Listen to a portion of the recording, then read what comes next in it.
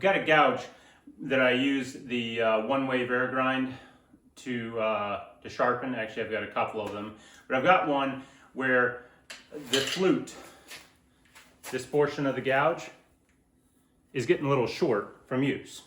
So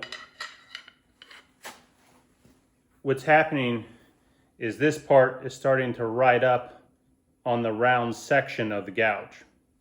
So the best thing to do is flatten that out, and I'm going to show you the way that I think is the best to achieve that. So I'll zoom in on the actual gouge that I'm working on and show you what I'm doing.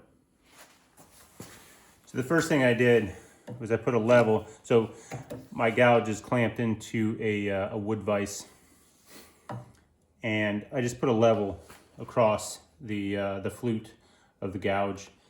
And it doesn't have to be dead on, but I think we tend to work level. It's easier for us to get something, that is in line with the flute when it starts out level. So I think that's the best way. I wouldn't worry about high precision, just close enough.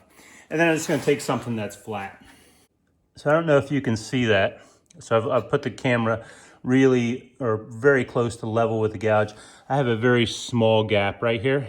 So just anything that's flat, stick it on there and see that the portion you're grinding is level or in line with the flute itself.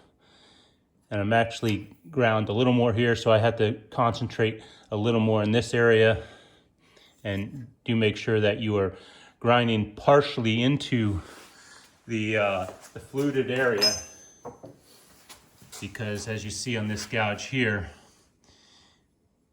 the flute doesn't start all at once. I'm using a 4.5 inch grinder with a 5-inch backer pad and ceramic fiber disc. The ceramic will last longer than any other type of abrasive out there, especially with this hard tool steel. I started out with 60 grit, but switched to 36. 36 grit doesn't seem to last as long, but it should remove more material right out of the gate. The safety guard on my grinder has been removed, as the guard often gets in the way. If you do this, do so at your own risk. You can get your hand into the disc. Also, make sure you don't spray a bunch of sparks into your dry shavings.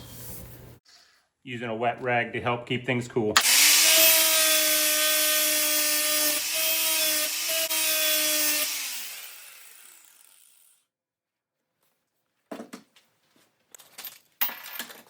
I'm going to put a fresh grinding disc on there.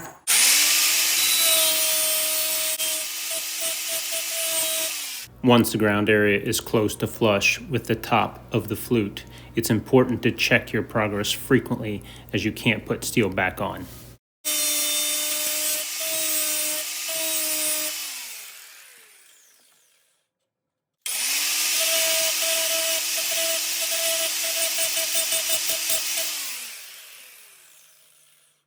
There it is.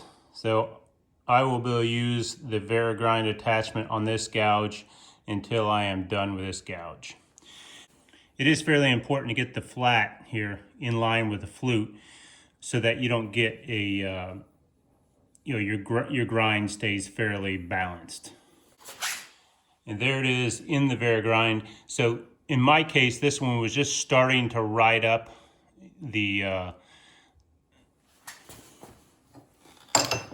it was just starting to ride up this portion of the flute. But now you'll see I have a nice perch on there, and I can use this Vari-Grind attachment until this gouge is completely finished.